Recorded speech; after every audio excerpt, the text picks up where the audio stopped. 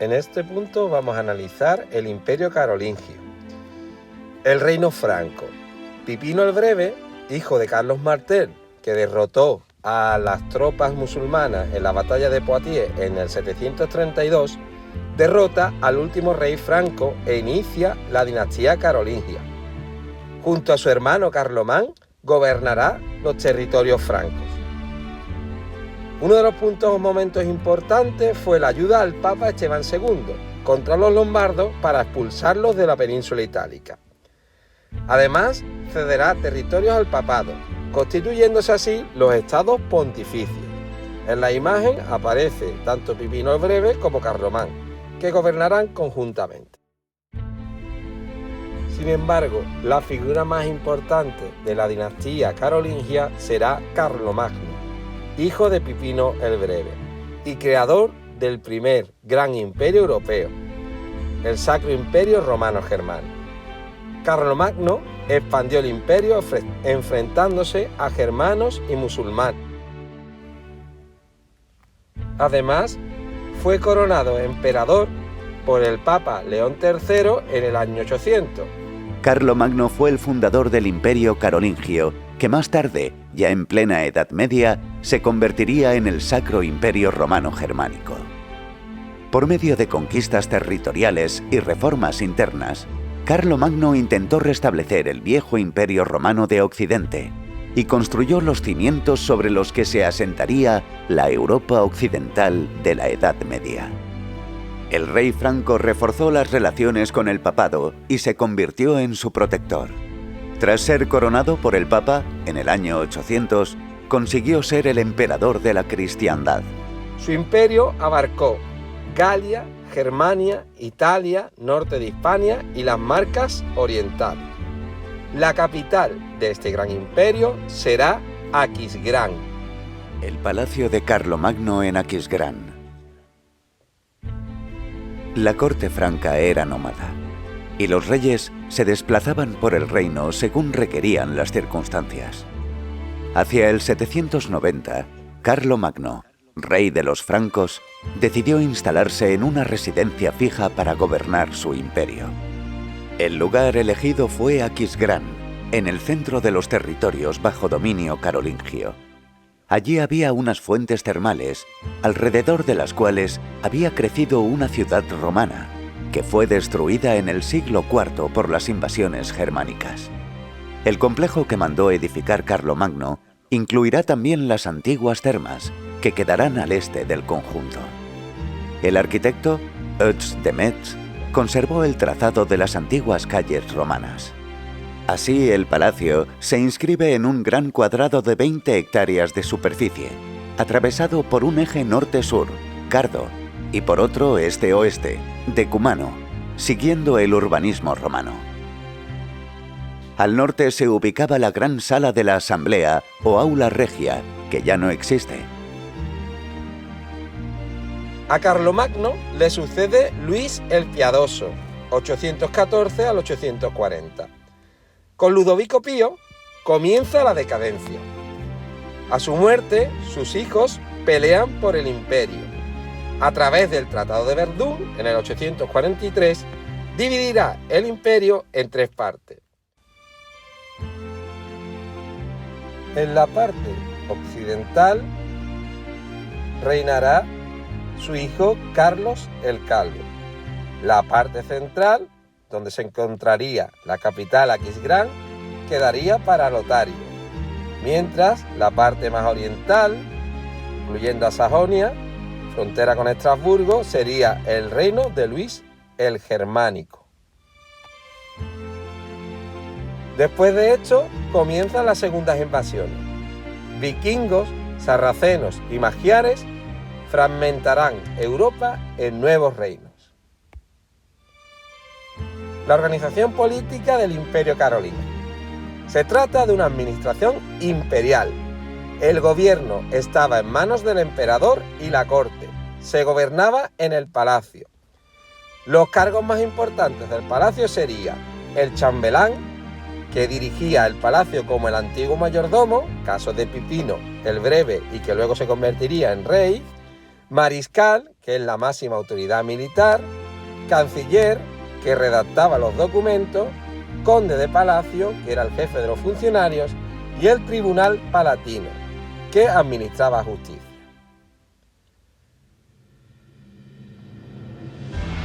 Sus territorios el emperador enviará a un missi dominici. Esos territorios serán condados controlados por condes y marcas, por marqués. Recapitulando lo más importante sobre la organización política del Imperio Carolingio, podemos decir que el extenso territorio que lo compuso quedó dividido en condados y marcas. Los condados gobernados por un conde, que ejercía el poder militar, administrativo y judicial.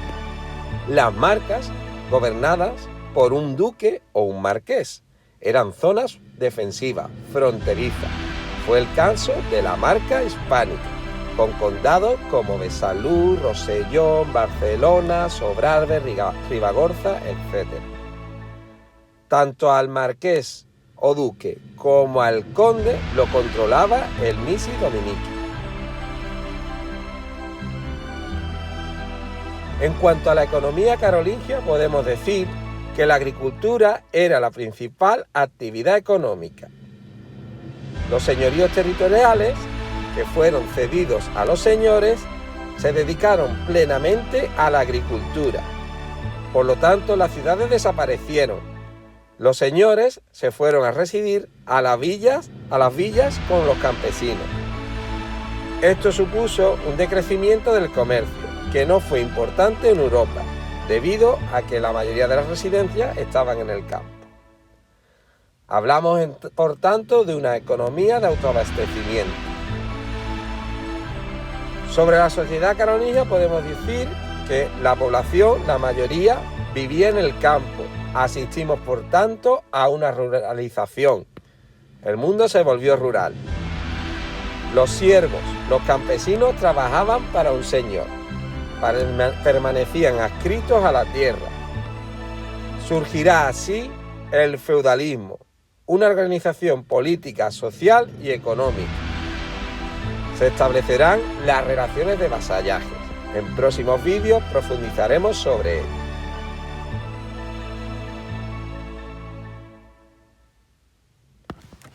En la imagen se aprecia la ceremonia de vasallaje, donde un caballero rinde pleitesía a un señor.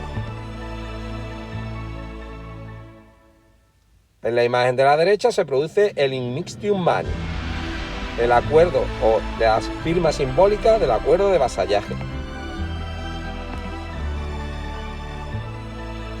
La sociedad carolingia era una estructura piramidal.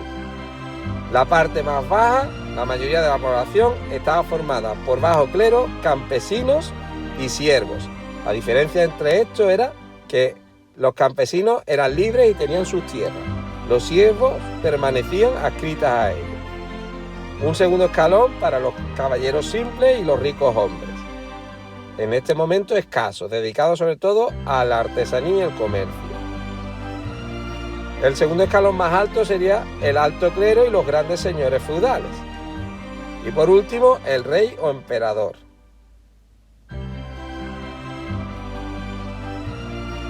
En cuanto al arte y la cultura, Carlomagno creó la Escuela Palatina de Aquisgrán, como hemos visto en el vídeo. Se vuelven a los modelos griegos y romanos. Se estudian artes, letras y ciencias.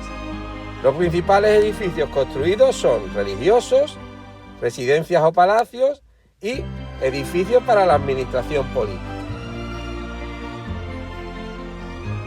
La Capilla Palatina es la única parte que se conserva del Palacio de Carlomagno.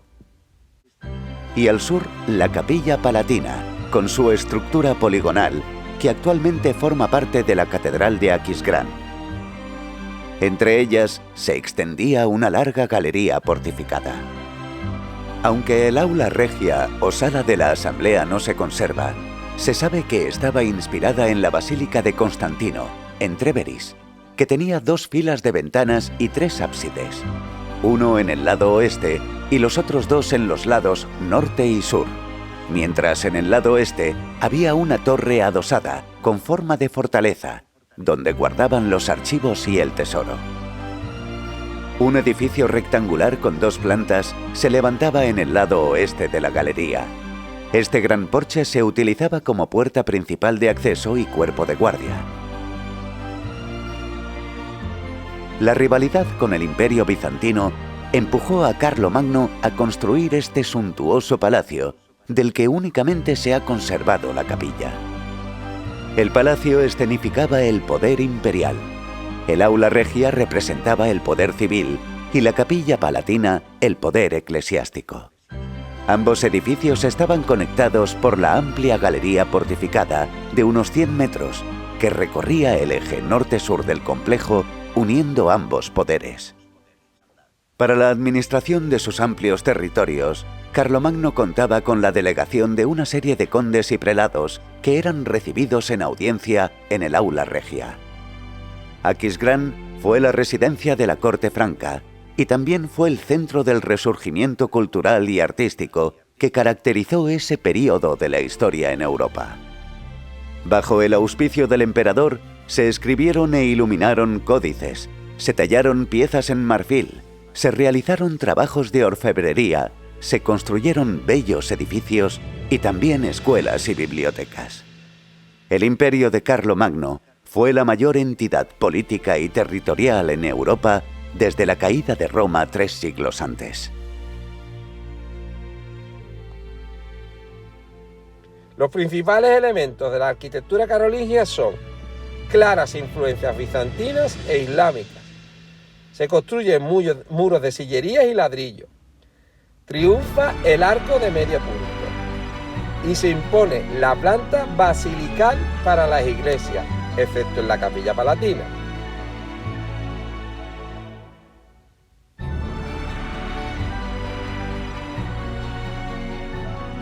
De la escultura son pocas las piezas que nos han llegado. Destacan las construidas en material de marfil.